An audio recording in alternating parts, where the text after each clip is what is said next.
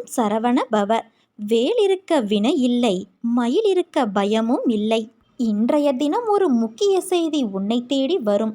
பெரும் மகிழ்ச்சி காத்துள்ளது குழந்தையே. ஏனென்றால் நீ விரும்பியவர் உன்வசம் வரப்போகிறார். அதனால்தான் உன்னை நான் புன்னகையோடு காண வந்துள்ளேன். உன் வீடு தேடி நான் வந்துவிட்டேன். இனி ஒவ்வொரு நல்ல விஷயமாக உன் வாழ்வில் நடக்க ஆரம்பித்துவிடும் குழந்தையே. துன்பங்கள் தொலையும், இன்பங்கள் பெருகும். எல்லா சந்தர்ப்பங்களிலும் உன்னை அன்போடு அரவணைத்து கொண்டுதான் நான் வருகின்றேன். என் பிள்ளையான உனக்கு செய்ய வேண்டியதை தக்க சமயத்தில் நான் நன்கு செய்வேன். சற்று பொறுமையாக இரு. என் மீது நம்பிக்கையாக இருக்கும்போது உனக்கான நியாயத்தை நான் செய்யாமல் போவேனா? நீ இழந்த அனைத்தையும் மீண்டும் பெறுவாய். அதற்கு நான் பொறுப்பு. நீ விரும்புவது தாமதமாவது உன்னுடைய கர்ம வினைகளால். உன் சந்தோஷத்திற்காக உன் கர்மாக்களை தட்சணையாக நான் எடுத்துக்கொண்டு உனக்கு புண்ணியத்தை உண்டாக்கி கொண்டு இருக்கிறேன். உன் கர்ம வினைகளை விரைந்து முடிக்கவே நானும் போராடி கொண்டு இருக்கிறேன். அதுவரை நீ கொஞ்சம் அமைதியாக இரு என் குழந்தையே. நீ என்னிடம் எதையும் வேண்டினால்தான் நான் செய்வேன் என்று அல்ல. உனக்கு எதை எப்பொழுது எப்படி செய்ய வேண்டும் என்று எனக்கு தெரியும். உன் ஆசைகள் எண்ணங்கள் அனைத்தும் கூடிய விரைவில் நிறைவேறும். எப்பொழுதும் யாரையும் சார்ந்திருக்காதே. உன் வாழ்க்கையில் இக்கட்டான நிலையில் எடுக்க வேண்டிய முடிவை நீயே முடிவு செய்.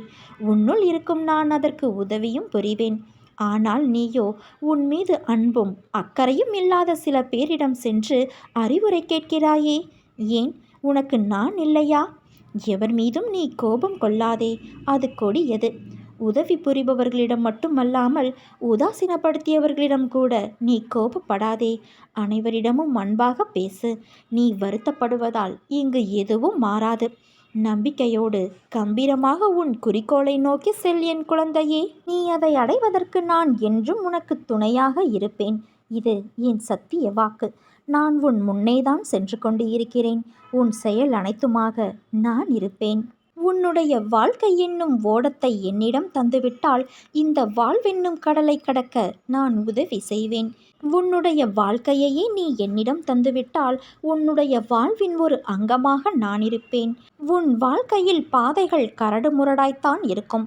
அந்த பள்ளங்கள் வருவதற்கு முன்பு உன் வாழ்க்கையில் எந்த கஷ்டமும் தெரிந்திருக்காது.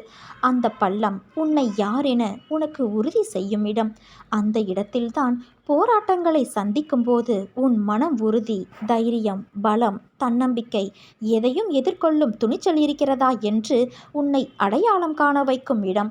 அதே போல அந்த பள்ளங்களை தாண்டிவிட்டாய் என்றால் நீ ஜெயித்து விட்டாய் என்று அர்த்தம். அதிலும் உனக்கு உன் வாழ்க்கை என் கையில்தான் இருக்கிறது. என் கருவில் பத்திரமாக நீ உள்ளாய். உன் குடும்பத்தையும் என் கருவறையில்தான் நான் சுமக்கின்றேன். அதனால் நீ யாரையும் நினைத்து பயப்பட தேவையில்லை குழந்தையே. நீயும் அவர்களும் எல்லோரும் என் பாதுகாப்பில்தான் இருக்கிறீர்கள். வாழ்க்கை என்பது கடலில் செல்லும் நெடுதூர பயணம். காற்று அடித்தால்தான் கப்பல்கள் நகரும். அதே காற்று வேகமாக அடித்தால் கப்பல் நிலை தடுமாறும். அந்த நிலையில்தான் நீ இப்போது இருக்கின்றாய்.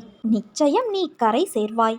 அந்த காற்று வேகமாக அடிக்கும்போதுதான் அதில் நீ சந்திக்கும் நிகழ்வுகள் உன் மனதை ரணப்படுத்தும். அந்த ரணத்திற்கு என் வார்த்தைகள் ஆறுதலாய் அமையும். நிச்சயம் உன்னை நான் பலப்படுத்துவேன், உயர்நிலைப்படுத்துவேன். உன்னையும் உன் குடும்பத்தையும் எல்லா கஷ்டங்களிலிருந்தும் மீட்டெடுப்பேன். உன்னோடு உனக்காக நான் வருவேன் தங்கமே. உன் நிம்மதியான முகமும் மனதும் தான் என் சொத்து. அதை நிச்சயம் நீ மீட்டெடுப்பாய். உன்னை கோபுரத்தில் நான் அமரச் செய்வேன். உன்னை விட்டு நான் விலகுவதும் இல்லை.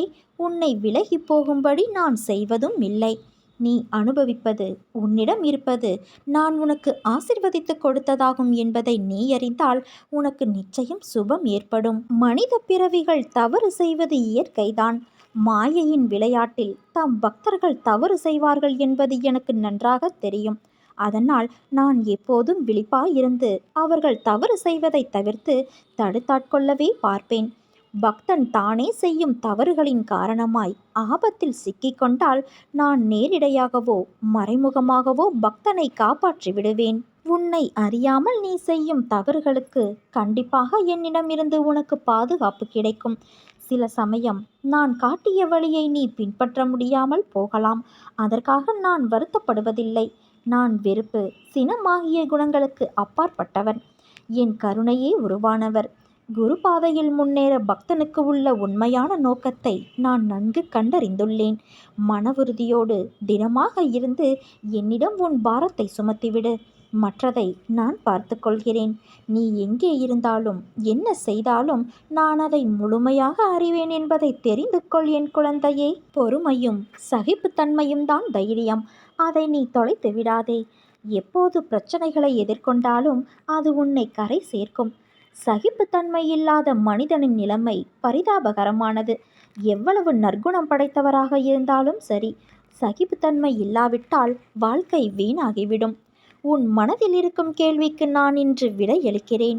சுயநலம் இவ்வுலகில் அகன்று இருக்கிறது. எல்லா மனதிலும் சுயநலம் இருக்கிறது.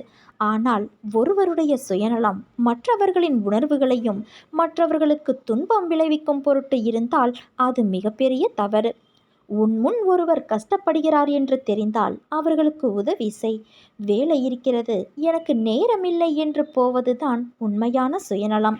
சில பேர் தாங்கள் முன்னேற வேண்டும் என்பதற்காக மற்றவர்கள் முன்னேறக்கூடாது என்று நினைப்பதும் சுயநலம்தான். அவர்களுக்கு பொறாமையை தூண்டிவிட்டு மற்றவர்களுக்கு கெடுதல் நினைக்க வைக்கிறது. அதைத்தான் நான் தவறு என்று கூறுகிறேன். உன்னால் இயன்றதை உதவியாய் செய். செய்யும் உதவியை சொல்லி காண்பிக்காதே. யாரிடமும் சொல்லி காண்பிக்காதே. நீ செய்த உதவிக்கு பயனில்லாமல் போய்விடும். நான் முன்னேற வேண்டும் என்று எண்ணுவது சுயநலம் அல்ல. அப்படி நீ சிந்தித்தால் அது மற்றவர்களின் முன்னேற்றத்தை நீ விரும்பவில்லை என்றும் அர்த்தமில்லை. அந்த பார்வை உன் கண்ணுக்கு புலப்படவில்லை என்று அர்த்தம். மற்றவர்கள் உதவி என கேட்டு இருந்தால் அவர்களின் கஷ்டத்தை நீ பார்த்தால் கண்டிப்பாக உதவி இருப்பாய். அதில் தவறு இல்லை. உன் நல்லது கெட்டது என அனைத்துமே நான் அறிவேன். உன்னிலும் உன்னை சுற்றியும் எல்லாம் நான் நல்லதாய் நடக்கச் செய்வேன். உன் தாயாய் தந்தையாய் நான் இருப்பேன் குழந்தையே. வஞ்சகம் வழிகள் நிறைந்த வாழ்க்கை இது. வழிகாட்ட யாரும் இல்லை என்று கலங்காதே. உனக்கு வழிகாட்டி கொண்டுதான் நான் இருக்கின்றேன். பயப்படாதே தங்கமே. என்றுமே உனக்கு பக்கபலமாக நான் இருப்பேன். வாழ்க்கையில் வெற்றி பெற முதலில் மன உறுதியும் உழைப்பும் நேர்மையான பார்வையும் வேண்டும். நிர்ணயித்த இலக்குகள் உன்னிடத்தில் ஏராளமாக இருக்கின்றது. அதற்கான முனைப்புகளும் உள்ளது.